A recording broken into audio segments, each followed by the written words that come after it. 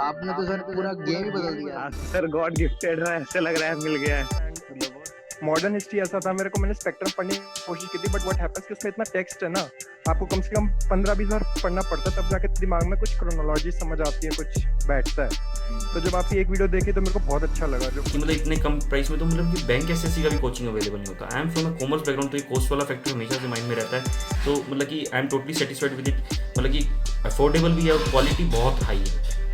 A good teacher is like a candle who burns itself in order to light up the others. So you are like a candle for thousands of us. Sir, your style of teaching is simply incredible. The quality is also incredible. जब मैंने coaching join की थी, शायद आपको बताया था मैंने, तो मैंने करते करते छोड़ दी थी, क्योंकि आपकी मैंने वीडियोस देखी वगैरह तो मुझे अच्छा लगा। जो करा है क्योंकि किसी ने भी स्पेस और उससे शुरू नहीं किया, सीधा सीधा उन्होंने जो मॉर्फोलॉजी, हाँ जी ओशन में घुस जाओ, हाँ जी स्टोन में घुस जाओ। मैं कहा ये क्या कर रहे हैं, आपने तो सर पूरा गेम ही बदल दिया। और दूसरी बात, सबसे बड़ी बात, अच्छी बात आपकी ये है कि जैसे हम कोई पेपर वगैरह देखने जाते थे या कोचिंग सेंटर में जाते थे, वो कुछ पढ़ाते थे तो वो कहते थे कि आप पहले एनसीईआरटी पढ़ो वगैरह पढ़ो। आपका जो सीधा स्टेट ऑफ एटीट्यूड है ना सर, कि जी मेरी वीडियो देख लो, आपका काम बन गया। बस वो चीज़ मुझे इतनी पसंद है ना। और आप जो सबसे अच्छी बात आप बता देते हैं ना कि ये तो सिर्फ ऐसे ही पढ़ लो, ये इसका कोई मतलब नहीं है, इसको सिर्फ एक बार को लो समझ लो, तो वो चीज़ सबसे अच्छी है। नहीं तो ऐसा कोई टीचर में दम नहीं है बोलने का कि इसको मत पढ़ के जाना, इसके कोई चांसेस नहीं है। सर वीडियोस बहुत अच्छे लग रहे हैं। लव यू सर, आप कंटिन्यू एकदम एनर्जी की तरह एकदम फोकसिंग मतलब बोलते हैं कॉम्प्रिहेंसिव मैनर में जिस हिसाब से पॉलिटी का पढ़ा रहा है, लग रहा है पॉलिटी के मास्टर मतलब बहुत अच्छे पकड़ हो जाएंगे। जय हिंद दोस्तों, स्वागत है आप सभी का इस वीडियो में। आज के इस वीडियो में हम 9 सितंबर का एनालिसिस देखने वाले हैं। काफ़ी इंटरेस्टिंग आर्टिकल्स हमें देखने को मिलने वाले हैं। शुरू करते हैं। आप मुझे फेसबुक, इंस्टाग्राम पर फॉलो कर सकते हो। पीडीएफ और वीडियो अपडेट्स के लिए आप मुझे टेलीग्राम पर फॉलो कर सकते हो। लिंक सभी की डिस्क्रिप्शन में दी हुई है। अब यहाँ पर हम कुछ जो मैप बेस्ड एक्सरसाइज है उसके बारे में देखते हैं। तो यहाँ पर आपको ये जो प्लेस है, ये प्लेस कौन सी है ये बताना है। तो आपको करना क्या है, वीडियो को पॉज करना है, इसके रिगार्डिंग इन्फॉर्मेशन लिखना है और फिर वीडियो को रिज्यूम करना है। अब यहाँ पर हम एडिटोरियल पेज और आइडियाज़ पेज देखते हैं। तो दोनों ही जो एडिटोरियल पेज हो, आइडियाज़ पेज हो, उसमें इंपॉर्टेंट आर्टिकल्स हमें देखने को मिलते हैं। ये वाला आर्टिकल जो है श्रिंकिंग चाइना, मतलब यहाँ पर जो पॉपुलेशन है उसके बारे में बात की जा रही है। तो यहाँ पर हम देखेंगे, उसी के साथ एक्स्ट्रा इन्फॉर्मेशन के तौर पर जो पॉपुलेशन पिरामिड होता है उसके बारे में भी जानेंगे। और उसी के साथ साथ इंडिया और चाइना दोनों का पॉपुलेशन पिरामिड जो है वो भी कंपेयर करेंगे और ये एक्स्ट्रा इन्फॉर्मेशन रहेगी। तो इससे एक्स्ट्रा इन्फॉर्मेशन पर एक शेयर तो बनता है। यहाँ पर age isn't just a number. अब देखिए यहाँ पर बेसिकली बात क्या की जा रही है कि अक्सर बोला जाता है ना कि एज जो है इट्स जस्ट अ नंबर, मतलब उससे कोई फ़र्क नहीं पड़ता है। लेकिन यहाँ पर बोला जा रहा है कि बिल्कुल age isn't just a number. मतलब क्या है कि यहाँ पर कुछ ऐसे बुज़ुर्ग लोग हैं, ठीक है, यहाँ पर जो ऑथर है उनसे कुछ ऐसे बुज़ुर्ग लोग हैं जिनके थ्रू उनको एनकाउंटर जो उनका हुआ है कि यहाँ पर जो कोविड है उस डर से उनको नहीं ले जाया जा रहा है हॉस्पिटल्स में, मतलब अगर कोई दूसरी भी परेशानियां हो तो नहीं ले जाया जा रहा है। तो ये कुछ इंस्टेंस इनको देखने को मिले हैं। एग्जाम पर्सपेक्टिव से तो हमारे इंपॉर्टेंट नहीं है, लेकिन सोशल पर्सपेक्टिव से अगर आपको पढ़ना है तो ये वाला आर्टिकल आप पढ़ सकते हो। उसी के साथ साथ ये वाला जो आर्टिकल है आरबीआई गवर्नमेंट, तो यहाँ पर गवर्नमेंट और आरबीआई क्या कर सकती है इकोनॉमी को लेकर, उनके पास कौन कौन से ऑप्शन है और किसके लिए वो जा रहे हैं उसके बारे में यहाँ पर बात की गई है। ये हम आर्टिकल अच्छी तरीके से देखेंगे। उसी के साथ साथ यहाँ पर farmers of the garden path, देखिए मतलब अब तक इतने सारे एडिटोरियल्स, इतने सारे आर्टिकल्स मैंने कवर किए हैं, है ना। मतलब समझ लीजिए कि मुझे 1.5 साल हो चुका है न्यूज़पेपर एनालिसिस कवर करते हुए, और काफ़ी सारे एडिटोरियल्स आर्टिकल्स मैंने कवर किए हैं। और मैं आपको बोलता हूँ कि ये one of the most happening article मुझे देखने को मिला है। मतलब कि इसमें जो चीज़ों के बारे में हम सोचते नहीं हैं वो चीज़ों के बारे में, मैंने कल ही शायद आपसे बात की थी बिटवीन द लाइन्स की, है ना, कि बिटवीन द लाइन्स जब हम पढ़ते हैं, बिटवीन द लाइन्स जब हम समझते हैं तब हमें अच्छी तरीके से समझ में आता है, याद रहता है। नहीं, मैंने पॉलिटी के जो लेक्चर्स है एमएम एकेडमी ऐप पर, उसमें मैंने इसके बारे में बताया था बिटवीन द लाइन्स कैसे पढ़ा जाता है, हमारे पर्सपेक्टिव को ब्रॉड कैसे किया जाता है ना। तो जिन्होंने भी वो पॉलिटी का लेक्चर देखा है एमएम एकेडमी ऐप पर, तो आपको पता होगा बिटवीन द लाइन्स मतलब मैं क्या कहना चाह रहा हूँ, है ना। जो एक्टर्स होते हैं वो बिटवीन द लाइन्स पढ़ते हैं अपने स्क्रिप्ट की, तब जाके वो कैरेक्टर को समझ पाते हैं, है ना। बिटवीन द लाइन्स वो जो बोलना चाह रहा है वो लिखा होता है लाइन्स में, लेकिन वो क्या सोच रहा है वो लिखा होता है बिटवीन द लाइन्स में। वो सिर्फ एक एक्टर को ही दिखाई देता है, वो बाकी लोगों को दिखाई नहीं देता है। जो बाला साहब ठाकरे साहब है, उन्होंने एक बार कहा था उनके आर्टिकल में, न्यूज़ जब वो दे रहे थे उस दौरान, कि मैं जो भी न्यूज़ आती है उसके बिटवीन द लाइन्स पढ़ता हूँ, इसलिए मैं न्यूज़ को अच्छी तरीके से समझ पाता हूँ कि बेसिकली कहना क्या चाह रहे हैं। तो ये चीज़ काफ़ी ज़्यादा इंपॉर्टेंट होती है। तो यहाँ पर ये जो चीज़ है ना, ये पूरा आर्टिकल ये बिटवीन द लाइन्स वाला ही है। मतलब जो सरकार यहाँ पर लेकर आ रही है, सरकार जो भी यहाँ पर फार्मर्स के लिए लेकर आ रही है, तो बिटवीन द लाइन्स उसके हमें क्या देखने को मिलता है, ये इस आर्टिकल के थ्रू बताया गया। तो काफ़ी खूबसूरत आर्टिकल है। पहला आर्टिकल हम यही देखेंगे और आप खुद मुझे बताइएगा कि आपने इस बारे में कभी सोचा भी था। हम तो ये देख रहे हैं कि फार्मर की जो इनकम है वो 2022 तक हमें डबल करना है, उसके लिए सरकार जो है वो ये कर रही है, सरकार वो कर रही है। बिटवीन द लाइन्स यहाँ पर क्या आपने कभी इस चीज़ के बारे में सोचा है? आप मुझे कमेंट सेक्शन में ज़रूर बताइएगा। मेरे को सच में बहुत ज़बरदस्त ये आर्टिकल लगा है। एक्सप्लेन सेक्शन में हम देखते हैं तो यहाँ पर स्टीरॉइड जो है वो कैसे कोविड केसेस में काम आ सकता है, इसके बारे में आर्टिकल बात कर रहा है, तो इसे भी हम देखेंगे।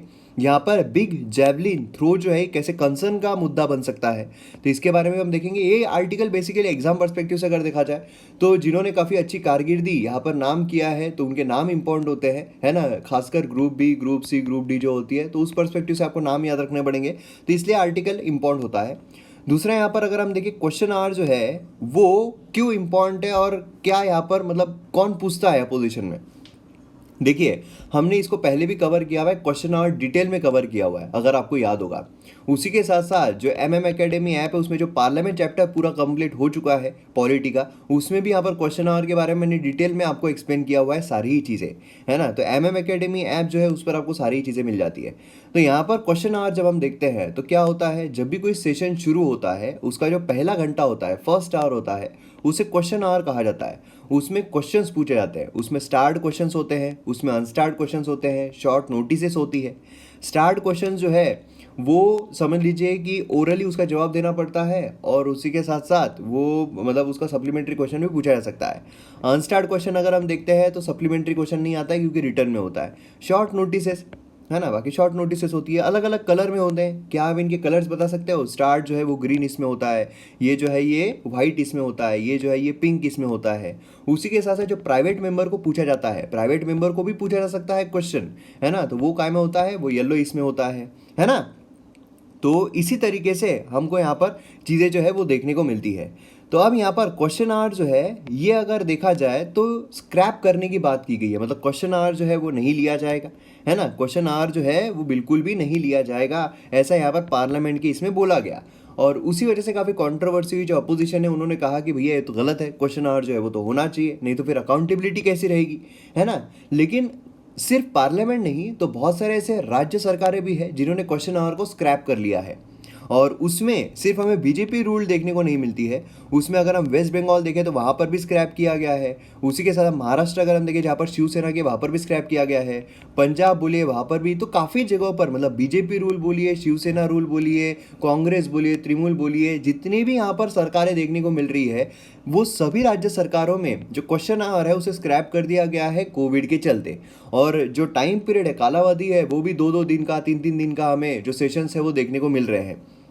तो इस तरीके से जो चीज़ें हैं वो चल रही है और इसीलिए बोला नहीं जा सकता है कि यहाँ पर जो मतलब अपोजिशन जो है मतलब सभी, फिर यहाँ पर अगर कोई नॉन बीजेपी अगर हो वहाँ पर क्वेश्चन आवर स्क्रैप किया गया तो वहाँ पर बीजेपी वाले जो है वो यहाँ पर आवाज़ उठा रहे हैं कि क्वेश्चन आवर जो है वो तो होना चाहिए, है ना। तो इस तरीके से ये चीज़ें चलती रहती है। लेकिन हमें ज़रूरी क्या है, ज़रूरी है क्वेश्चन आवर क्या होता है। तो वो अगर आपने वीडियो नहीं देखा है तो फिर आपने देखना चाहिए। रोज़ के जो न्यूज़ आर्टिकल्स है आपने मिस नहीं करने चाहिए, जिससे कि आपको फ़ायदा मिलेगा। और देखिए क्या होता है कि आधे घंटे का वीडियो होता है ना, आधे पौन घंटे का वीडियो होता है। आधे पौन घंटे में आपको एडिटोरियल्स, आपके जो थॉट्स है वो खुल जाते हैं। इसीलिए आप एग्ज़ाम आ रही है तो अभी न्यूज़पेपर पढ़ने की ज़रूरत नहीं है, तो फिर हम ये नहीं देखते हैं, इसमें कोई सेंस नहीं बनता है। ये आपकी आदत जो है चलती रहनी चाहिए, क्योंकि मेंस में आपको आगे के भी पूछे जाते हैं और ये आदत रहनी चाहिए आपको, ठीक है, बहुत ज़रूरी होती है। आप अगर देखो तो मोस्टली जो डीएम्स होते हैं ना, जो कलेक्टर्स होते हैं, मतलब एग्जाम क्लियर करने की बात की मैं बात कर रहा हूँ, तो डीएम्स होते हैं वो लोकल न्यूज़पेपर काफ़ी पढ़ते हैं, 6-6, 7-7 न्यूज़पेपर उनको पढ़ना पड़ता है, तब जाकर लोकली क्या चल रहा है, क्या चीज़ें करनी चाहिए, क्या नहीं करना चाहिए, वो सब उनको पता चलता है, ठीक है। और ये मैं लिटरली आपको बता रहा हूँ, सही सचमुच ऐसा होता है। तो इसलिए आपको आदत जो है वो नहीं छूटनी चाहिए। यहाँ पर आपको पूरा जो न्यूज़पेपर है जिसे पढ़ने में ऑलमोस्ट 2 घंटे लग सकते हैं, वो जब आपको 35-45 मिनट्स में देखने को मिल रहा है तो फिर आपने नहीं छोड़ना चाहिए, MM एकेडमी ऐप की बात करते हैं। MM एकेडमी ऐप के प्राइसेस राइज होने वाला है, तो जल्द से जल्द सब्सक्रिप्शन लीजिए। यहाँ पर आपको कई इंटरेस्टिंग वीडियोस देखने को मिलते हैं, जैसे कि मॉडर्न हिस्ट्री का कोर्स पूरा कंप्लीट हो चुका है, पॉलिटी का कोर्स खत्म होने पर आ रहा है, जो एंशिएंट हिस्ट्री है वो भी अच्छा खासा चल रहा है, खत्म होने पर आ जाएगा जल्दी ही। फिर एथिक्स बोलिए, ज्योग्राफी बोलिए, इकोनॉमी जो है वो भी जल्द से जल्द आने वाला है। तो इसलिए जल्द से जल्द सब्सक्रिप्शन लीजिए, जिससे कि आप वीडियोस जो है उनको एंजॉय कर सको। क्वालिटी जो है तो आप सभी को पता ही है कि कितनी शानदार क्वालिटी आपको मिलती है। डेमो लेक्चर जो है वो भी अवेलेबल है। ऐप अगर आप डाउनलोड करोगे वहाँ पर भी कुछ डेमो लेक्चर्स आपको देखने को मिलेंगे। जल्द से जल्द डाउनलोड कीजिए और वीडियोस को एंजॉय कीजिए। आइए यहाँ पर फर्स्ट आर्टिकल पर आते हैं। मेरा favourite, one of the favourite article जितने मैंने आज तक कवर किए उसमें से, तो farmers of the garden path. अब देखिए यहाँ पर बहुत ही ज़बरदस्त तरीके से बताया गया है। देखिए क्या है कि हम टेक्स्ट पर जाने से पहले मैं थोड़ा आपको पिक्चराइजेशन के थ्रू समझाने की कोशिश करता हूँ कि यहाँ पर बोला क्या जा रहा है। देखिए, जो सरकार है, गवर्नमेंट ने PM किसान, ठीक है, सरकार ने PM किसान स्कीम जो है ये प्रोवाइड की। PM किसान स्कीम के तहत क्या हो रहा है बताइए ज़रा। यहाँ पर 6,000 रुपये जो है ये फार्मर्स को प्रोवाइड किए जा रहे हैं। पहले रिस्ट्रिक्टेड थी, लेकिन अब यहाँ पर सभी फार्मर्स के लिए कर दी गई है। 6,000 रुपीज़ मंथली दिए जा रहे हैं क्या? जी नहीं, ये दिए जा रहे हैं एनुअली, है ना, और वो भी किस्तों में दिए जा रहे हैं। अब यहाँ पर ये तो हमने पढ़ लिया, ये न्यूज़ आर्टिकल हमने पढ़ लिया, हमने सोचा वाह वाह वाह वाह, यहाँ पर बहुत ज़बरदस्त हो रहा है। जो फार्मर्स है उनको यहाँ पर जो पैसा है वो मिल रहा है 6,000 रुपये एनुअली, उनको जो पैसे हैं वो दिए जा रहे हैं। 6,000 रुपये डायरेक्टली उनके अकाउंट में दिए जा रहे हैं। तो यहाँ तक ठीक है, लेकिन अब आते हैं कि सरकार जो है वो फार्मर से पैसा ले किस तरीके से रही है। ठीक है, सरकार दे रही है 6,000 रुपये, लेकिन सरकार ले किस तरीके से रही है, ये हो गया बिटवीन द लाइन्स। ये कहीं लिखा हुआ रहेगा नहीं रहेगा, इसलिए मैं बोल रहा हूँ कि जो आर्टिकल है प्योरली बेस्ड है बिटवीन द लाइन्स पर, कि मतलब सरकार दे रही है 6,000, लेकिन फार्मर से ले कितना रही है। तो यहाँ पर अगर हम देखें तो एक पूरा कैलकुलेशन यहाँ पर किया गया है कि फार्मर जो है ये पैडी बोलिए, व्हीट बोलिए, मतलब राइस बोलिए, व्हीट बोलिए, ये यहाँ पर उगाते हैं। अब उसके लिए यहाँ पर जो ट्रैक्टर है अगर उसका इस्तेमाल करते हैं या किसी भी गाड़ी का इस्तेमाल करते हैं, ठीक है, तो यहाँ पर क्या होता है कि 50 लीटर्स 50 लीटर जो है पर एकड़, 50 लीटर पर एकड़ जो है इतना यहाँ पर इस्तेमाल होता है। ठीक है, जो डीजल है वो इस्तेमाल होता है।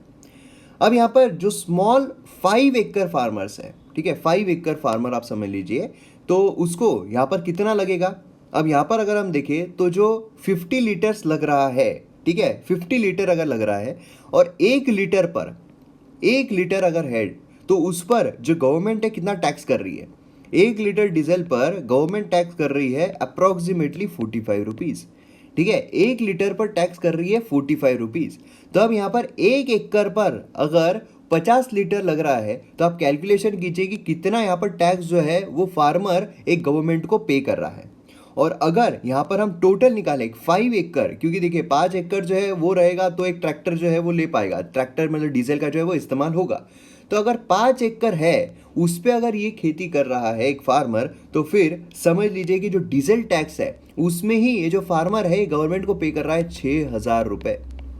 समझ रहे हो आप कि मतलब क्या है, 6,000 रुपये गवर्नमेंट जो है वो तो दे रही है फार्मर को, लेकिन जो डीजल है उसके रूप में एक फार्मर को वापस करना पड़ रहा है 6,000 रुपये गवर्नमेंट को। और इतना ही नहीं, तो जो फार्मर है वो जब सीड्स खरीदता है, जब फर्टिलाइजर्स लेता है, ट्रैक्टर लेता है, ठीक है, जब ट्रैक्टर खरीदता है तो उसे GST भी पे करना पड़ता है। और ये जो GST है, क्या उस पर इनपुट टैक्स मिलता है उसको? बिल्कुल नहीं मिलता है। तो मतलब क्या है, ये जो GST है ये भी उसको पे करना पड़ रहा है। तो इस तरीके से यहाँ पर जो फार्मर है जितना उसे मिल रहा है उससे कई गुना ज़्यादा फार्मर से जो सरकार है वो ले रही है। ये चीज़ हमें यहाँ पर देखने को मिलती है। तो समझ रहे हैं आप कितना खतरनाक तरीके से यहाँ पर बिटवीन द लाइन्स बताया गया है, समझाया गया है। क्या आपने इस पर्सपेक्टिव से कभी सोचा था? यहाँ पर आप देख सकते हो अंडर द PM किसान। अब यहाँ पर हम आ रहे हैं जो टेक्स्ट लिखा गया है, यहाँ पर फार्मर जो है उसको 6,000 रुपये मिलते हैं एनुअली, है ना। अब यहाँ पर फार्मर जो है combination of paddy and wheat जो ग्रो करता है तो यूटिलाइज करता है अबाउट 50 लीटर्स ऑफ डीजल पर एकड़। तो आज अगर हम देखें हर लीटर जो डीजल का होता है उस पर टैक्स लगाया जाता है 45 रुपीज़। इसीलिए एक स्मॉल 5 एकड़ फार्मर जो है वो अब 6,000 रुपये डीजल टैक्स में ही पे कर रहा है सरकार को, सेम वही जो उसको रिसीव किया जा रहा है सरकार की तरफ से। तो ठीक है, यहाँ पर डीजल जो है जो उसको लग रहा है वो गवर्नमेंट भरपाई कर दे रही है। एडिशनली फार्मर को यहाँ पर GST पे करना पड़ता है जब भी वो कोई input like seeds, pesticides, fertiliser, tractor जो भी खरीदता है उस पर।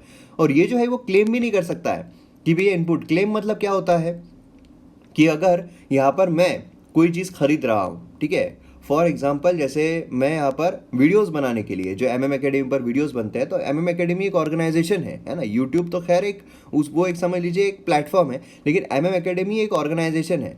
तो अगर उसके लिए मैं एक लैपटॉप खरीद रहा हूँ, ठीक है, एक लैपटॉप खरीद रहा हूँ, इसके लिए मैं GST पे करूँगा। इसके लिए फॉर से कि मैं GST पे कर रहा हूँ 10,000 रुपीज़, ठीक है। फ़र्ज़ कीजिए ना 10,000 रुपये में GST पे कर रहा हूँ। फ़र्ज़ कीजिए कि मैंने एक नहीं बहुत सारे लैपटॉप लिए 10,000 रुपये GST पे कर रहा हूँ। अब मैंने टैक्स जो पे किया है, तो ये मैं किसको पे करने वाला हूँ? दुकानदार को पे करने वाला हूँ। तो ये GST मेरे इनपुट टैक्स क्रेडिट में फिलअप हो जाएगा, मतलब डिजिटल वॉलेट में आ जाएगा। फिर उसके बाद आप लोग जो सब्सक्रिप्शन लेते हो, फॉर से कि यहाँ पर आपने कोई सब्सक्रिप्शन लिया, अब उस पर जब आप सब्सक्रिप्शन ले रहे हो तो बट ऑब्वियस कि आप GST भी पे कर रहे हो, है ना। GST भी पे कर, जी हाँ, वो GST इंक्लूडेड है। 18% जो GST है वो इंक्लूडेड है। तो आप सोचिए कि GST ये उसमें से ही जाता है, तो पूरा जितना आप ले रहे हो सब्सक्रिप्शन वो नहीं मिल रहा है। तो इस तरीके से भी आप सोचिए कि कितना कम सब्सक्रिप्शन वहाँ पर लग रहा है। तो यहाँ पर GST जो पे किया जा रहा है, तो GST जब हम पे कर रहे हैं तो फिर ये जो मैं पे करूँगा, ठीक है, फॉर एग्जाम्पल मुझे कितना GST मिल रहा है आपकी तरफ से, अगर मुझे GST मिल रहा है फॉर से कि 1,000 रुपीज़ अगर GST मिल रहा है, तो मतलब क्या है कि मुझे एक्चुअल में पे कितना करना पड़ेगा? तो मैं ये 1,000 रुपये रख लूँगा, यहाँ पर मुझे एक्चुअल में सिर्फ 9,000 रुपये जो है वो पे करना पड़ेगा, है ना। ये क्या हो गया? क्यों? क्योंकि मेरा इनपुट टैक्स रेट जमा हुआ। लेकिन अगर मुझे सुविधा ही नहीं मिल रही कि इनपुट टैक्स रेट मिलेगा 10,000 रुपये, अगर मुझे ये भी पे करना है, ये भी पूरे पे कर देना है, तो मतलब क्या है?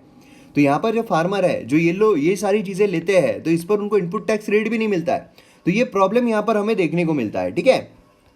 नेक्स्ट सेकेंड चीज़ अगर हम देखें तो जो ऑयल प्राइजेस है वो रिड्यूस हुए हैं 60 बैरल से लेकर 40 तक, ठीक है, $40 पर बैरल तक कोविड पेंडेमिक के बाद। अब यहाँ पर जो गैस सिलेंडर्स है ये भले ही कम हुए हों, लेकिन जो गैस सिलेंडर्स है उस पर सब्सिडी जो है वो बढ़ा दी गई है। मतलब यहाँ पर क्या किया गया है, 503 से अब 611 कर दिया गया है। तो ये एक चीज़ हमें देखने को मिल रही है, मतलब एक तरफ कम हो रहा है लेकिन दूसरी तरफ बढ़ाया जा रहा है ना। तीसरी चीज़ अगर हम देखें तो यहाँ पर कोविड जो क्लैपडाउन आया है, तो MSP जो मिनिमम सपोर्ट प्राइस होता है ना, मतलब क्या है कि भैया अगर तुम्हारा इतने में बेचे नहीं जा रहा है, हम कम से कम इतने में तुमसे खरीदेंगे ही।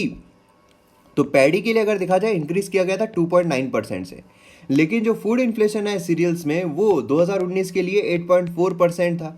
मतलब रियल टर्म में अगर देखा जाए MSP जो है पैडी के लिए वो डिक्रीज हो रही है by the marketing in the October. तो ये चीज़ हमें यहाँ पर देखने को मिल रही है।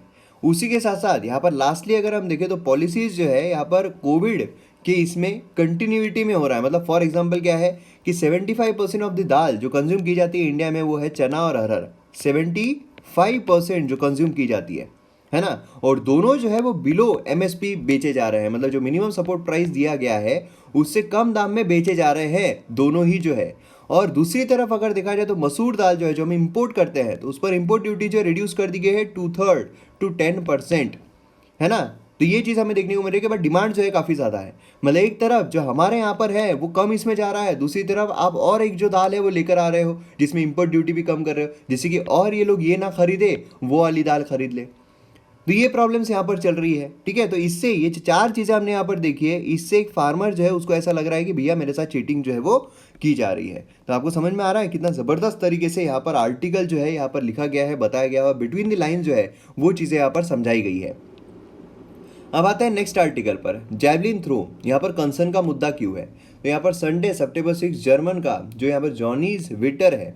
देखिए यहाँ पर क्या होते हैं, नाम इंपॉर्टेंट होते हैं, आपको सीधा पूछा जा सकता है जॉनीज विटर, ठीक है। तो ये कौन से स्पोर्ट से बिलोंग करता है, तो आपको ये बताना है जैवलिन थ्रो जो है उससे बिलोंग करता है।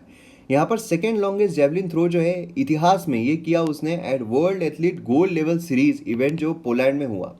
उसकी जो एफर्ट्स है 97.76 metre was just 72 centimetre behind जो जैन जो है उसका यहाँ पर वर्ल्ड रिकॉर्ड उसने बनाया था 1996 में।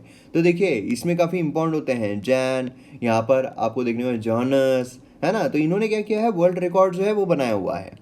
अब यहाँ पर जॉनस विटर जो है उतना क्यों स्पेशल बना देता है, क्योंकि यहाँ पर अगर आप देखोगे तो कंसिस्टेंट रहा है। और जो कंसिस्टेंट रहता है, अगर देखिए क्या होता है कि अगर आप एक मैच खेल रहे हो किसी के साथ और वो मैच आप जीत गए, बाकी सारे मैच आप हार रहे हो, मतलब वो जो जीते हुए मैच था आपका वो तुक्के में आप जीत गए थे। है ना, या फिर एक टेस्ट सीरीज में आपको बहुत अच्छे मार्क्स मिले हैं, बाकी सारी टेस्ट सीरीज में आपको खराब मार्क्स मिल रहे हैं, तो एक टेस्ट सीरीज में तुक्के से आपको अच्छे मार्क्स मिल गए थे। लेकिन अगर आप कंसिस्टेंट हो, कंसिस्टेंटली आपको 90, 100, 105, 110 ऐसे आपको अगर मार्क्स मिल रहे हैं तो मतलब आप कंसिस्टेंटली अच्छा परफॉर्म कर रहे हो। तो यहाँ पर अगर आप देखिए 4th राउंड जो था उसमें अच्छा खासा उनका गया था, फिर 2017 में भी उन्होंने अच्छा खासा रजिस्टर्ड किया था।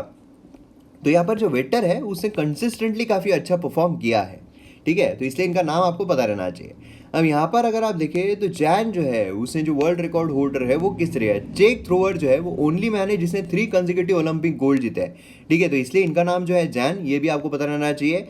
और उसी के साथ वर्ल्ड टाइटल जो है 1993 में, 95 में, 2001 में ये भी इसने जीता था। बाकी जो एक इंपॉर्टेंट चीज़ आती है कि यहाँ पर कंसर्न का मुद्दा क्यों है, क्यों वरी है। देखिए जो जेवलिन थ्रो होता है ना, ये ऐसा भी हो सकता है कि भैया अगर ज़्यादा इनकी क्षमता बढ़ गई तो फिर क्या होगा, 100 मीटर से भी ज़्यादा इनकी क्षमता बढ़ गई तो भैया ये जा सकता है लोगों के अंदर, लोगों को हार्म कर सकता है, या फिर जो आजू बाजू में लोग हैं, जो स्टाफ है उनको हार्म कर सकता है ना, जो ऑफिशियल्स है उनको हार्म कर सकता है। तो ये यहाँ पर एक कंसर्न का मुद्दा देखने को मिल रहा है।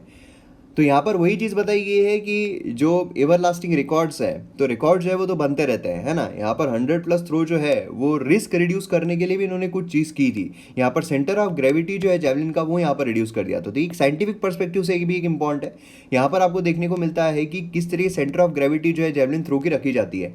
तो यहाँ पर है थोड़ा इसको क्या किया गया था, इसको सरकाया गया था सामने, जिससे क्या होगा, एक लिफ्ट जो है वो अच्छी खासी मिलेगी। मतलब अगर सामने रहता है तो क्या होगा, इस तरफ वेलोसिटी है, इस तरफ लिफ्टिंग जो है वो मिल रही है, तो लिफ्ट अच्छी खासी मिल जाती है ना। और लिफ्ट अगर अच्छी मिलती है तो फिर क्या होगा, फिर यहाँ पर वो ज़्यादा अच्छे तरीके से जा सकता है। एक जो जेवलिन थ्रो प्लेयर है उसको एक अच्छा जो ग्रिप है वो यहाँ पर दिला सकता है। तो ये चीज़ हमें यहाँ पर देखने को मिलती है। तो फ्यू सेंटीमीटर ही यहाँ पर उसका सरकाया गया था। और यहाँ पर इंडियन प्लेयर्स के भी नाम आपको पता रहने चाहिए, है ना। कभी कभार क्या होता है, इंडियन प्लेयर्स के नाम जो है वो भी आपको पूछे जा सकते हैं। तो यहाँ पर आप देखोगे तो नीरज चोपड़ा जो है ये यहाँ पर Asian Games and Commonwealth game gold medallist है ना। शिवपाल सिंह अगर हम देखें तो ये भी चैंपियन रहे हैं। तो ये जो नाम है ये भी आपको पता रहना चाहिए, क्योंकि इंडियन पर्सपेक्टिव से भी जो नाम है वो आपको एग्जाम में पूछे जा सकते हैं। चलिए नेक्स्ट इस पर आते हैं। चाइना का कम्युनिस्ट पार्टी जो है उसने यहाँ पर पॉपुलेशन क्राइसिस जो है वो कवर अप करने की बात की है। पॉपुलेशन क्राइसिस, पॉपुलेशन एक बहुत इंपॉर्टेंट होता है, डेमोग्राफिक डिविडेंड हमें इससे मिलता है, और पॉपुलेशन जितनी यंग रहे उतना ज़्यादा अच्छा रहता है। अब देखिए बेसिकली ये जो पूरा आर्टिकल है इसको कंपेयर किया गया है जापान के साथ। जापान के साथ हुआ क्या, देखिए जापान जो है वो अपनी पॉपुलेशन की पीक पर चढ़ा था 2005 के आसपास, ठीक है, 2005 के आसपास, और उसी के साथ साथ उसकी जो पॉपुलेशन है वो डिक्लाइन होना शुरू हो गई, और जो यंगर जनरेशन है वो भी यहाँ पर डिक्लाइन होना शुरू हो गया। तो इसीलिए क्या हुआ, अब देखोगे आप जापान जो है वो एवरेजली ओल्ड उसकी पॉपुलेशन हमें देखने को मिलती है। अब उसके वजह से क्या हुआ कि यहाँ पर जो जापान है उसकी इकोनॉमी जो है वो भी इतनी अच्छी खासी हमें उभरती हुई देखने को नहीं मिली। स्टार्टिंग में काफ़ी ज़्यादा उभरी उसकी, है ना। तो यहाँ पर अब चाइना जो है क्या उसका भी ऐसा डाउनफॉल है, ऐसा यहाँ पर कंपेयर किया गया है ऑथर के द्वारा आर्टिकल में। तो यहाँ पर अगर आप देखोगे जनवरी 17, 2020 चाइना का नेशनल ब्यूरो ऑफ स्टैटिस्टिक्स जो है उसने रिलीज़ किया कुछ numbers at the end of 2019। China की पॉपुलेशन जो है वो 1.4 billion for male female ratio of 104:100, ठीक है, मतलब मेल टू फीमेल रेशियो यहाँ पर हमें देखने को मिल रहा है। मेल 104.5, अब यहाँ पर फीमेल जो है वो 100। आप सोचोगे यार 0.5 कैसे, आधा बच्चा पैदा हुआ क्या तो ये ऐसा निकल जाता है, ठीक है, एवरेज ऐसा निकलता है। अब यहाँ पर 14.65 मिलियन बर्थ जो है और 9.98 मिलियन डेथ जो है वो यहाँ पर देखे गए हैं। So the population increase by 4.67 million, ये हमें यहाँ पर देखने को मिल रहा है। मतलब अगर नेट हम देखें तो इंक्रीज हुआ है, डिक्रीज हुआ है, तो यहाँ पर पॉपुलेशन जो है वो इंक्रीज होता हुआ हमें देखने को मिला है, नेट इंक्रीज, ठीक है। अब यहाँ पर हम बात करते हैं मेल फीमेल की। देखिए फीमेल जो है वो हमें कम देखने को मिल रही है।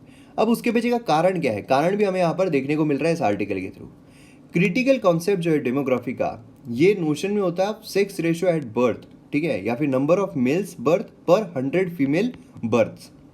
1982 में National Bureau of Statistic in China 108 male जो है वो बॉर्न हुए थे फॉर एवरी 100 फीमेल्स। मतलब अगर 100 अगर लड़कियां पैदा हो रही है तो उसके कंपैरिजन में 108 जो मेल है, जो लड़के हैं वो पैदा हो रहे थे, ठीक है। अब यहाँ पर इसका रीज़न जो है वो भी यहाँ पर देखने को मिल रहा है, वो है one child policy. One child policy जो है वो एनफोर्स की गई थी चाइना में सेम टाइम पर। तो इससे क्या हो रहा था कि भैया एक कपल है, उनको अगर बच्चा पैदा करना है तो यहाँ पर एक ही बच्चा वो पैदा कर सकते हैं, ठीक है, वन चाइल्ड पॉलिसी थी।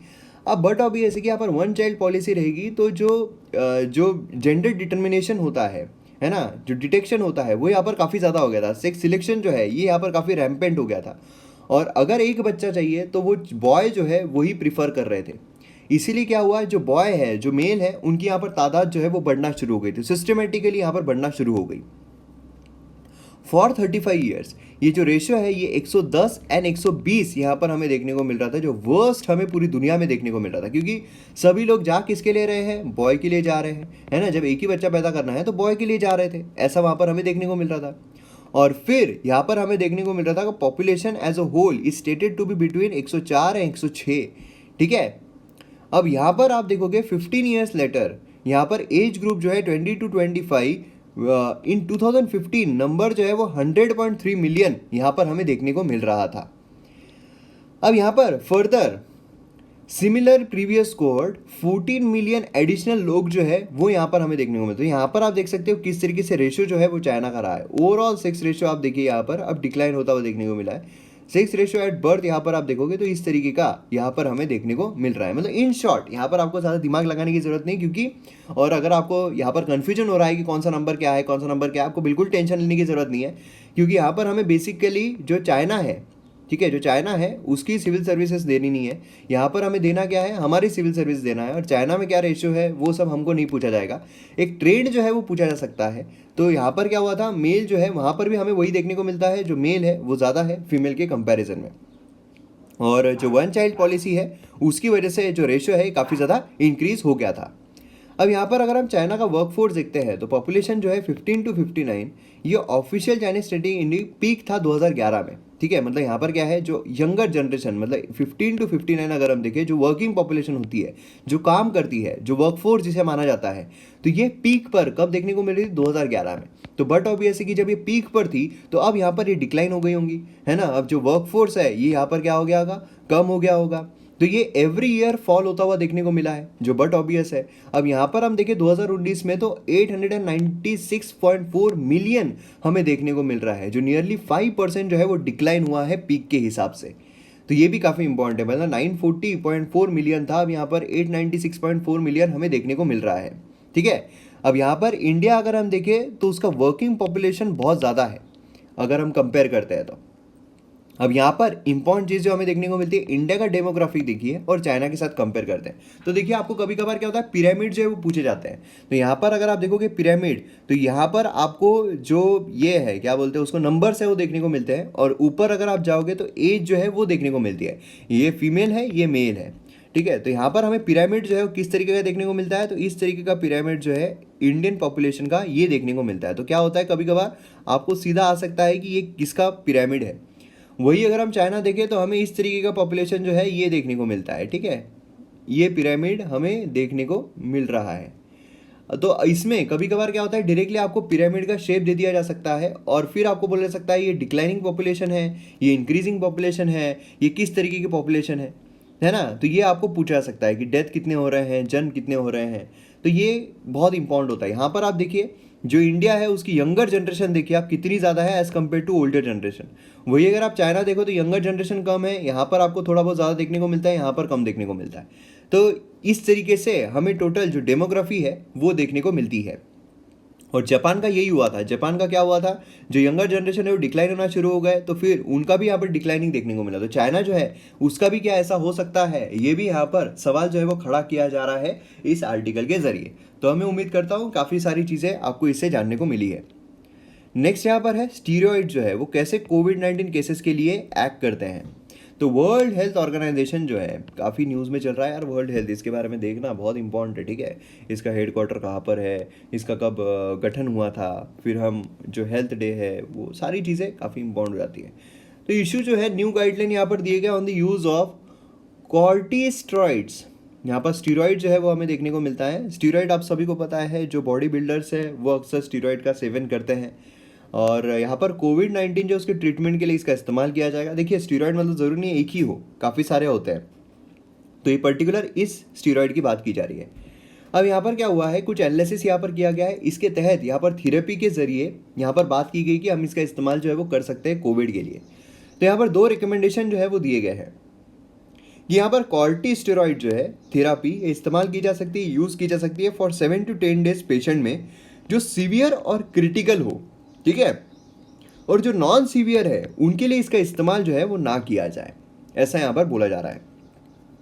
अब ये कॉर्टिस्टेरॉइड्स क्या है, ये जो है ये low cost anti inflammatory drugs है जो क्लोजली यहाँ पर मिमिक करते हैं कॉर्टिसोल को, ठीक है, एक हार्मोन जो नेचुरली प्रोड्यूस किया जाता है by the adrenal gland humans में। तो देखिए साइंस एंड टेक्नोलॉजी पर्सपेक्टिव से आपको कितनी इंपॉर्टेंट चीज़ें मिल गई यहाँ पर। जो एड्रेनल ग्लैंड है ये क्या होता है, कहाँ पाया जाता है, मिमिक कॉर्टिसोल जो है ये कहाँ होता है, कहाँ पाया जाता है ना, मतलब ये मतलब कहाँ पाया जाता है, मतलब ये क्या होता है, फिर उसके बाद एंटी इन्फ्लेमेटरी ड्रग क्या होता है, लो कॉस्ट होती है। तो ये सारी चीज़ें देखिए कितनी इंपॉर्टेंट हो जाती है सारी चीज़ें, है ना। कॉमनली इस्तेमाल होता है जिससे कि जो इन्फ्लेमेटरी कंडीशंस है, मतलब इन्फ्लेमेशन जो मसल्स में होता है, जो ब्लड वेसल्स में होता है, जो क्रॉनिक आर्टरीज होती है, लिम्पस होता है, तो इसके लिए ये जो है ये यूज़ की जाती है। लंग डिसीज़, किडनी इन्फ्लेमेशन, आई इन्फ्लेमेशन, है ना, इसके लिए भी जो है इसका इस्तेमाल किया जाता है। उसी के साथ साथ जो स्वेलिंग होती है उसके लिए भी, ब्रेन स्पाइन की जो स्वेलिंग होती है उसके लिए भी, उसे रिड्यूस करने के लिए भी इसका इस्तेमाल किया जाता है। 3 कॉमनली यूज्ड जो कॉर्टिसोइड्स है वो है यहाँ पर जो डेक्सामेथासोन है, उसके हाइड्रोकॉर्टिसोन है, जो मिथिल प्रेडिसोल है। तो ये 3 चीज़ें हमें देखने को मिलती है। तो ये भी आपको पूछा जा सकता है कि आपको क्या किया जाएगा, ये दे दिया जाएगा कि ये काफ़ी न्यूज़ में चल रहे हैं, तो ये क्या है, तो ये एक एंटी इन्फ्लेमेटरी ड्रग्स है ना, ये स्टीरॉइड्स है, ये मतलब या फिर काय के लिए इस्तेमाल हो रहे हैं, ये मेडिसिन से रिलेटेड है, ये इससे रिलेटेड है ना। ये आपको क्वेश्चन जो है अक्सर ऐसे पूछे जा सकते हैं। तो इसलिए ये स्लाइड जो है काफ़ी ज़्यादा इंपॉर्टेंट है एग्जाम पर्सपेक्टिव से। नेक्स्ट है यहाँ पर न्यूली पब्लिश्ड मेटा एनालिसिस क्या है। तो यहाँ पर अगर आप देखोगे तो रैपिड एविडेंस अप्रेजल जो है कोविड-19 थेरेपीज़ का, उसने यहाँ पर लास्ट वीक पब्लिश किया है कि इससे काफ़ी ज़्यादा फ़ायदा जो है वो हो सकता है। काफ़ी कंट्रीज़ है जहाँ पर इसका मतलब देखा गया है और टोटल 1700 पेशेंट जो है वो यहाँ पर रेंडमाइज्ड किए गए और उसी के साथ यहाँ पर देखा गया काफ़ी ये कारगर साबित हो सकता है। रिसर्चर ने जो ट्रायल है उसको यहाँ पर लो और हाई डोज पर क्लासीफाई किया, मतलब यहाँ पर लो और हाई डोज दिया गया, लो डोज ऑफ हाइड्रोक्रोजन ये दिया गया, हाई डोज ऑफ मिथिल ब्रेंडिजोन जो ये दिया गया, ये दिया गया, ठीक है। तो यहाँ पर 3 जो है वो यहाँ पर दिए गए। काफ़ी टंग ट्विस्टर होते हैं यार ये मेडिसिन, है ना, मतलब कमाल ही है सच में। सल्यूट है डॉक्टर को कि नाम वो लिख पाते हैं, स्पेलिंग लिख पाते हैं, ये कमाल की बात है डॉक्टर से, इसलिए शायद वो ऐसे कर्सिव में लिखते हैं। चलिए आगे बढ़ाओ लाइटर नोट, ठीक है। अब यहाँ पर क्या है, फाइंडिंग जो है ये क्या की गई है, एनालिसिस जो है वो किया गया है एब्सोल्यूट मोर्टेलिटी रिस्क ऑफ 32% यहाँ पर देखा गया है compared with the mortality risk of 40% usual care में। मतलब यहाँ पर क्या हुआ है, यहाँ पर कम हुआ है, जो डेथ रेट है, जो डेथ है वो हमें यहाँ पर कम जो है वो देखने को मिली है। एनालिसिस ने ये फाउंड किया है कि यहाँ पर ये एसोसिएटेड है lower mortality among the critically ill patient, ठीक है। मतलब यहाँ पर क्या होता है, जो क्रिटिकली इल पेशेंट होते हैं उनकी मोर्टेलिटी, उनका जो डेथ है वो यहाँ पर कम हो जाता है। ये भी काफ़ी इंपॉर्टेंट चीज़ हमें यहाँ पर देखने को मिलती है। WHO ने रिकमेंड किया है सिस्टेमेटिक कॉर्टिकोस्टेरॉइड्स, ठीक है, rather than no systematic corticosteroids for the treatment of patient जो सीवियर और क्रिटिकल है। तो यहाँ पर क्या है कि भैया तुम यूज़ कर लो, क्योंकि क्या है कि अगर तुम यूज़ नहीं करोगे तो फिर और प्रॉब्लम हो जाएगा। तो मोर्टेलिटी रेट अगर कम हो रहा है तो तुम ये कर सकते हो, है ना। और उसी के सजेस्ट किया है कि यहाँ पर जो कॉर्टिकोस्टेरॉइड्स है ये पेशेंट जो नॉन सीवियर है उनके लिए इस्तेमाल ना किया जाए। उसी के साथ WHO ने कहा है, सेकंड रिकमेंडेशन यहाँ पर दिया है कि non severe disease regardless of their hospitalisation status, अगर क्लिनिकल कंडीशन है पेशेंट की विथ नॉन सीवियर कोविड ये वर्स हो जाती है, रेस्पिरेटरी रेट अगर कुछ प्रॉब्लम हो जाता है, कुछ हो जाता है, तो वो यहाँ पर ये रिसीव कर सकते हैं, ठीक है। और जो ऑलरेडी ले रहे हैं उनको यहाँ पर डिसकंटिन्यू जो है वो करने की ज़रूरत नहीं है। तो ये कुछ गाइडलाइन जो है WHO की तरफ से हमें देखने को मिलते हैं। देखिए ये पूरा जो है ये सिर्फ न्यूज़ है। इंपॉर्टेंट क्या है, इंपॉर्टेंट जो हमें देखने को मिलता है वो ये है, पूरा इंपॉर्टेंट ये है, एग्जाम में पूछने लायक ये है। बाकी तो क्या है, बाकी तो सिर्फ न्यूज़ आर्टिकल है जो आपको देखने को मिल रहे हैं। उसी के साथ साथ WHO है, उसके रिगार्डिंग हमने कई बार डिस्कशन किया हुआ है, तो वो मैं उम्मीद करता हूँ कि आपको पता रहेगा, ठीक है। और उसके क्या लिमिटेशन जो है स्टडी की वो भी हमें देखने को मिलती है। मतलब लॉन्ग टर्म इफेक्ट जो है इसका वो क्या रहेगा वो अभी तक अननोन है, इसीलिए ये जो है ये बुरा असर करेगा या फिर कुछ डैमेज करेगा बॉडी पार्ट्स, तो वो अभी तक अननोन हमें देखने को मिल रहा है, वो पता नहीं चल रहा है। ठीक है, नेक्स्ट यहाँ पर आ रहा है coordinated in equilibrium strategy RBI और गवर्नमेंट के बीच में जो हमें देखने को मिल रही है। अब देखिए यहाँ पर आरबीआई और गवर्नर, आरबीआई और गवर्नमेंट, ठीक है, दो हमें बॉडीज देखने को मिलती है। अब यहाँ पर दोनों ही जो पैसा है वो रेगुलेट करते हैं। मतलब यहाँ पर आरबीआई जो है वो भी पैसा रेगुलेट करती है, जो गवर्नमेंट है वो भी पैसा रेगुलेट करती है। अब यहाँ पर अगर हम आरबीआई देखें तो वो जिस तरीके से करती है उसको कहा जाता है मॉनेटरी पॉलिसी, और जो गवर्नमेंट करती है उसको कहा जाता है फिस्कल पॉलिसी, है ना। अब यहाँ पर फिस्कल पॉलिसी किस तरीके की रहेगी, एक्सपांशनिस्ट रहेगी या कॉन्ट्रैक्शन रहेगी। मॉनेटरी पॉलिसी किस तरीके की रहेगी, एक्सपांशनिस्ट रहेगी या कॉन्ट्रैक्शन वाली रहेगी। तो ये यहाँ पर क्वेश्चन जो है वो अराइज हो रहा है। ठीक है, तो यहाँ पर मोनेटाइजेशन जो है किस तरीके से किया जाए, ये यहाँ पर क्वेश्चन जनरेट हो रहा है। तो यहाँ पर 4 ऑप्शन जो है वो देखने को मिलते हैं। मतलब फिस्कल पॉलिसी जो गवर्नमेंट की उसका एक्सपांशन, और मॉनेटरी पॉलिसी जो उसका कॉन्ट्रैक्शन। फिस्कल पॉलिसी जो उसका एक्सपांशन, मॉनेटरी पॉलिसी का भी एक्सपांशन। फिस्कल पॉलिसी का कॉन्ट्रैक्शन, मॉनेटरी पॉलिसी का कॉन्ट्रैक्शन, और फिस्कल पॉलिसी का कॉन्ट्रैक्शन, मॉनेटरी पॉलिसी का एक्सपांशन। मतलब देखिए अब यहाँ पर चारों जो सिनारियो है ना, ये मैं आपको एकदम आसान शब्दों में बता देता हूँ यहाँ पर क्या है। डिटेल में तो हम जो इकोनॉमी के लेक्चर्स आएंगे एमएम एकेडमी पर उसमें देखेंगे, सारी चीज़ें आपको डिटेल में एग्जांपल्स के थ्रू समझाई जाएगी। अब यहाँ पर देखिए क्या होता है कि अगर हम यहाँ पर फिस्कल पॉलिसी का एक्सपांशन बोल रहे हैं, मतलब क्या है, मतलब यहाँ पर गवर्नमेंट जो है वो अपनी स्पेंडिंग जो है काफ़ी ज़्यादा इंक्रीज कर रही है और टैक्सेस जो है वो रिड्यूस कर रही है। मतलब क्या है, गवर्नमेंट अपनी स्पेंडिंग जो है वो बढ़ा रही है और टैक्सेस को क्या कर रही है, रिड्यूस कर रही है। मतलब ये वाला सिनारियो हमें यहाँ पर देखने को मिलता है फिस्कल पॉलिसी का एक्सपांशन, है ना। अब इससे क्या होगा, इससे लोगों के हाथों में ज़्यादा पैसा जाएगा। लोगों के हाथों में पैसा जाएगा तो लोग ज़्यादा खर्च करेंगे, जिससे कि हमारी ग्रोथ जो है, इकोनॉमी की ग्रोथ, वो हमें देखने को मिलेगी।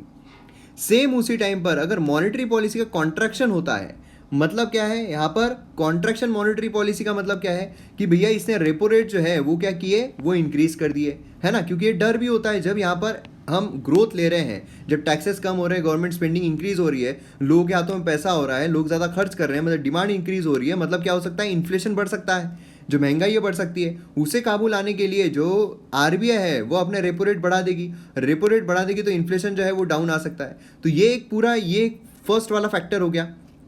लेकिन इससे क्या होगा, इससे ये भी हो सकता है कि लोग जो है वो कुछ लोन वोन ना ले और फिर यहाँ पर ग्रोथ जो है वो भी ना हो सके, है ना। दूसरा यहाँ पर आ रहा है फिस्कल पॉलिसी एक्सपांशन, मतलब यहाँ पर फिस्कल पॉलिसी का तो एक्सपांशन ही हो रहा है, यही हमें देखने को मिल रहा है। लेकिन मॉनेटरी पॉलिसी का भी एक्सपांशन हो रहा है, मतलब यहाँ पर जो ब्याज दर है वो भी कम हो रहे हैं, सरकार भी पैसा दे रही है, टैक्सेस भी कम हो रहे हैं, लोग जी भर के उड़ा रहे हैं, उड़ाओ पैसा। तो ये अगर हमें देखने को मिलता है तो इससे इन्फ्लेशन जो है वो काफ़ी ज़्यादा इंक्रीज हो सकता है। ऑलरेडी अगर हम देखें फूड इन्फ्लेशन जो है वो इंक्रीज हो ही रहा है ना। फिर तीसरा यहाँ पर आता है फिस्कल पॉलिसी का कॉन्ट्रैक्शन और मॉनेटरी पॉलिसी का भी कॉन्ट्रैक्शन। मतलब कॉन्ट्रैक्शन मतलब ये टैक्सेस जो है वो बढ़ा दिए, गवर्नमेंट स्पेंडिंग जो है वो कम कर दी गई, तो ये होता है फिस्कल पॉलिसी का कॉन्ट्रैक्शन। और मॉनेटरी पॉलिसी का कॉन्ट्रैक्शन भी अगर होता है तो मतलब क्या है, ग्रोथ जो है वो हो ही नहीं पाएगी, लोगों के हाथों में पैसा ही नहीं है, लोग खर्च ही नहीं कर रहे हैं, डिमांड राइज ही नहीं हो रही है, कंजम्पशन ही नहीं हो रहा है। और आपने देखा हुआ है जीडीपी जो है कैलकुलेट कैसे की जाती है, consumption plus investment plus government expenditure plus export, net export, है ना। तो यहाँ पर क्या हो रहा है कि अगर कंजम्पशन ही नहीं हो रहा है तो हमारी जीडीपी ऊपर जा पाएगी क्या, नहीं जा पाएगी, क्योंकि अभी सबसे बड़ा कंसर्न हमारा कंजम्पशन का ही है। और फिर क्या होता है कि पॉलिसी जो है फिस्कल पॉलिसी कॉन्ट्रैक्शन, मतलब यहाँ पर सरकार ये वाली पॉलिसी अपना रही है, लेकिन मॉनेटरी पॉलिसी एक्सपांशन ये हमें कई दिनों से देखने को मिल रहा है कि यहाँ पर रेपो रेट जो है वो कम हो रहा है कंटिन्यूसली, लेकिन उससे भी खासा कोई फर्क पड़ नहीं रहा है ना। तो ये चारों जो पैरामीटर्स इससे क्या होगा ये पता रहना चाहिए, तो ये चीज़ मैंने आपको बता दी है। तो यहाँ पर पहले दो जो है इससे क्या होगा, इससे इन्फ्लेशन जो है वो इंक्रीज होगा, और ये जो है इससे क्या होगा, इससे इन्फ्लेशन डिक्रीज होगा। लेकिन इससे ग्रोथ जो है वो इंक्रीज हो सकती है, इससे ग्रोथ जो है वो डिक्रीज हो सकती है। तो किससे क्या होगा ये आपको एग्जाम में पूछा जा सकता है। अब यहाँ पर अगर हम देखें सिनारियो जो हमें देखने को मिल रहा है कॉन्ट्रैक्शन और एक्सपांशन, है ना। स्पेसिफिकली गवर्नमेंट जो है वो अज्यूम कर रही है एक्सपांशनरी पॉलिसी की, भैया हमको यहाँ पर स्पेंडिंग भी बढ़ानी है, टैक्सेस भी कम करने हैं, हमें वही देखने को मिल रहा है। अब मॉनेटरी पॉलिसी अगर हम देखें तो आइदर एक्सपांशनिस्ट रहना चाहिए, कॉन्ट्रैक्शनिस्ट रहना चाहिए, ये यहाँ पर सवाल खड़ा होता है। अब यहाँ पर मॉनेटरी अथॉरिटी जो है आइडियली वो कॉन्ट्रैक्ट करने के पीछे लगे हुए हैं, क्योंकि यहाँ पर इन्फ्लेशन जो है वो उनको काबू में लाना है। नहीं तो यहाँ पर जो हमने देखा है कि सब कुछ अगर ये भी एक्सपांशनिस्ट है, मॉनेटरी पॉलिसी भी अगर एक्सपांशनिस्ट है, तो फिर इन्फ्लेशन जो है कई गुना ज़्यादा राइज हो सकता है, और इन्फ्लेशन ऑलरेडी यहाँ पर इंक्रीजिंग कगार पर है ना। इसलिए यहाँ पर क्या हो रहा है कि इन्फ्लेशन से फाइट करने के लिए यहाँ पर कॉन्ट्रैक्शनिस्ट मॉनेटरी पॉलिसी जो है उसकी तरफ वो बढ़ रहे हैं।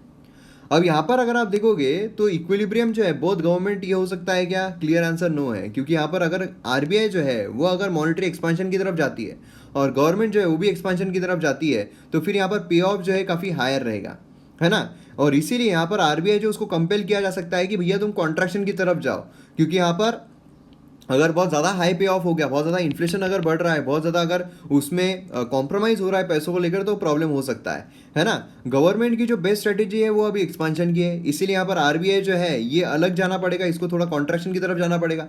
तो हम यहाँ पर ये उम्मीद कर सकते हैं या फिर हम अंदाज़ा लगा सकते हैं कि आने वाली मॉनेटरी पॉलिसी कमेटी में या तो रेपो रेट स्टैग्नेंट रहेगा, है ना, बहुत कम चांसेस है कम करने के, स्टैग्नेंट जो है वो ही रखने के यहाँ पर चांसेस ज़्यादा हमें देखने को मिलते हैं। ठीक है, अब यहाँ पर इंटरेस्टिंगली यहाँ पर many of the current companies जो है वो यहाँ पर फाइनेंशियल क्राइसिस के दौरान बॉर्न हुए हैं, जैसे कि ऊबर अगर हम देखें, माइक्रोसॉफ्ट अगर हम देखें, डिज्नी अगर हम देखें, है ना। तो जो फाइनेंशियल क्राइसिस थे उस दौरान हमें यहाँ पर देखने को मिलते हैं। और उसी के साथ साथ यहाँ पर रैशनलिटी भी अगर हम देखें अनप्रेसिडेंटेड सर्कमस्टांसेस में, तो ये बिलीव किया जा सकता है कि फिस्कल एक्सपांशन और मॉनेटरी एक्सपांशन जो है डिजायरेबल आउटकम देता है।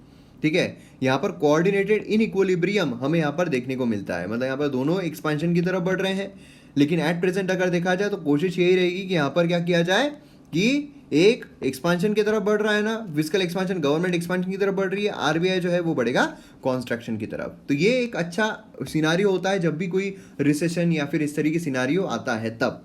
क्लियर है? तो अब यहाँ पर हम जब हमारी प्लेस आइडेंटिफाई करते हैं तो ये हमें देखने को मिलता है मालदीव्स। तो मैं उम्मीद करता हूँ आपने इसका जवाब लिखा होगा। MM एकेडमी ऐप आप डाउनलोड ज़रूर कीजिए, काफ़ी कॉन्सेप्चुअल आपको इन्फॉर्मेशन दी जाती है। जैसे मैं हमेशा कहता हूँ कि व्हाट और व्हाई ये दो चीज़ें होती है ना। तो अगर आपको व्हाट याद रखना है, फैक्ट्स याद रखना है, तो उसके पीछे का व्हाई आप जान लो, अपने आप आपको याद रहेगा। तो ये चीज़ आपको MM एकेडमी ऐप पर सारे ही कोर्सेज से मिलती है, तो इससे जल्द से जल्द डाउनलोड कीजिए MM एकेडमी ऐप। आपको लिंक जो है डिस्क्रिप्शन कमेंट सेक्शन में मिल जाएगी। तो मिलते हैं अगले वीडियो में। जय हिंद।